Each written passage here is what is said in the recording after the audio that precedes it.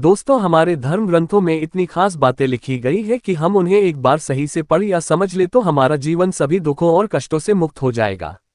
इसी क्रम में हम आपके लिए एक खास प्रसंग लेकर आए हैं। दोस्तों, वीडियो शुरू करने से पहले आपसे अनुरोध है कि वीडियो पूरा जरूर देखें। आधा ज्ञान अंधकार की ओर ले जाता है।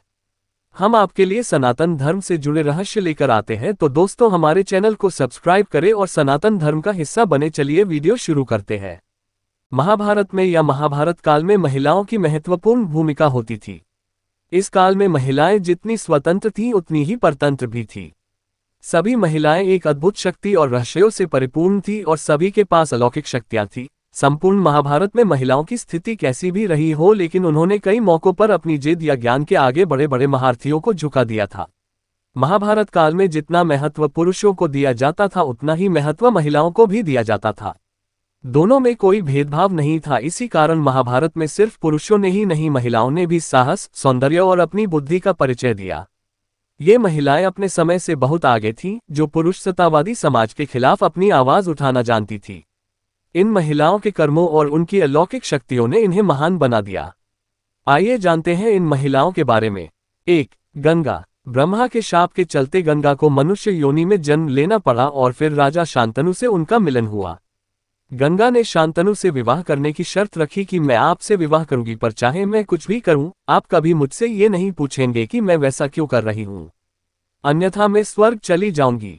शांतनु ने शर्त मंजूर कर ली। गंगा और शांतनु के पुत्र होते थे तो गंगा उन्हें नदी में बहा देती थी। शर्त में बंधे शांतनु कुछ नहीं करते थे, लेकिन अपने 8वें पुत्र को जब गंगा नदी में बहाने लगी तो शांतनु ने उन्हें रोककर पूछ ही लिया कि तुम ऐसा क्यों करती हो। शर्तभंग होने के बाद गंगा ने कहा कि ये 8 वसु थे जिन्हें शाप के चलते मनुष्य योनि में जन्म लेना पड़ा, लेकिन इस 8वें पुत्र को अब मनुष्यों के दुख भी भोगने होंगे। ये पुत्र आगे चलकर भीष्म पितामह कहलाए। 2. सत्यवती। गंगा के बाद राजा शांतनु की दूसरी पत्नी सत्यवती थी। सत्यवती के शरीर से मछली की ही गंध आती रहती थी। कहते हैं कि सत्यवती ही एक प्रमुख कारण थी जिसके चलते हस्तिनापुर की गद्दी से कुरुवंश नष्ट हो गया। सत्यवती को पराशर मुनि से कुंवारी बने रहने का वरदान मिला था। वेद व्यास उन्हीं के पुत्र थे। 3. गांधारी। गांधारी की आंखों में अद्भुत शक्ति थी। गांधारी ने ही अपनी शक्ति के बल पर दुर्योधन के अंक को वज्र के समान बना दिया था, लेकिन श्रीकृष्ण की चतुराई के चलते उसकी जंघा वैसी की वैसी ही रह गई थी, क्योंकि श्रीकृष्ण ने कहा था कि मां के समक्ष नग्न अवस्था में जाना पाप है। गांधारी मानती थी कि श्रीकृष्ण के कारण ही महाभारत का युद्ध हुआ और उन्हीं के कारण मेरे सारे पुत्र मारे गए। तभी तो गांधारी ने भगवान श्रीकृष्ण को उनके कुल का नाश होने का श्राप दिया था। 4. कुंती। कुंती को यह वरदान था कि वह किसी भी देवता को बुलाकर उनके साथ नियोग कर सकती थी। इस विद्या को उसने माद्री को भी सीखा दिया था, जिसके चलते माद्री को नकुल और सहदेव नामक 2 पुत्र मिले और कुंती के पुत्र कर्ण, युधिष्ठिर, अर्जुन और भीम थे।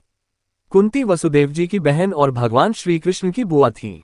5. द्रौपदी। कहते हैं कि द्रौपदी का जन्म यज्ञ से हुआ था, इसीलिए उसे याज्ञनी कहा जाता था। द्रौपदी को पंचकन्याओं में शामिल किया गया है। पुराणानुसार 5 स्त्रियां विवाहिता होने पर भी कन्याओं के समान ही पवित्र मानी गई है। अहिल्या, द्रौपदी, कुंती, तारा और मंदोदरी। 6. भानुमति। दुर्योधन की पत्नी भानुमति युद्ध कला, शतरंज और कुश्ती में पारंगत थी। कहते हैं कि एक दिन उसने कुश्ती में दुर्योधन को भी पटकनी दे दी थी। भानुमति के कारण ही यह मुहावरा बना है, कहीं की ईंट कहीं का रोड़ा, भानुमति ने कुंभा जोड़ा। भानुमति बेहद ही सुंदर, आकर्षक, तेज बुद्धि और शरीर से काफी ताकतवर थी। गंधारी ने सती पर्व में बताया है कि भानुमति दुर्योधन से खेल खेल में ही कुश्ती करती थी, जिसमें दुर्योधन उससे कई बार हार भी जाता था। 7. सत्यभामा। राजा सत्यराजित की पुत्री सत्यभामा भगवान श्रीकृष्ण की पत्नी थी। सत्यभामा बहुत ही सुंदर थी और देवमाता अदिति से उनको चिरयौवन का वरदान मिला था। वह राजकार्य और राजनीति में रुचि लेती थी। नरकासुर से युद्ध के दौरान सत्यभामा ने भी युद्ध लड़ा था। सत्यभामा के कारण ही धरती पर पारिजात के वृक्ष पाए जाते हैं, क्योंकि उन्होंने श्रीकृष्ण से इसे स्वर्ग से लाने को कहा था। 8. हिडिंबा। राक्षस जाति की हिडिंबा को पांडु पुत्र भीम से प्रेम हो गया था। उसने अपनी माया से सुंदर शरीर धरकर भीम से विवाह किया और बाद में वह अपने असली रूप में आ गई। हिडिंबा और भीम का पुत्र घटोत्कच था। घटोत्कच का पुत्र बर्बरीक था। द्रौपदी के शाप के कारण ही महाभारत के युद्ध में घटोत्कच कर्ण के हाथों मारा गया था। 9. उलूपी। अर्जुन की पत्नी उलूपी भी मायावी शक्ति से संपन्न महिला थी। कहते हैं कि उलूपी जलपरी थी। उन्हीं ने अर्जुन को जल में हानिरहित रहने का वरदान दिया था।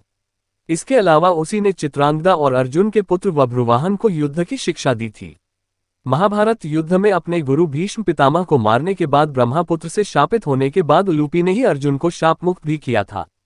एक अन्य युद्ध में अपने पुत्र के हाथों मारे जाने पर उलूपी ने ही अर्जुन को पुनर्जीवित भी कर दिया था।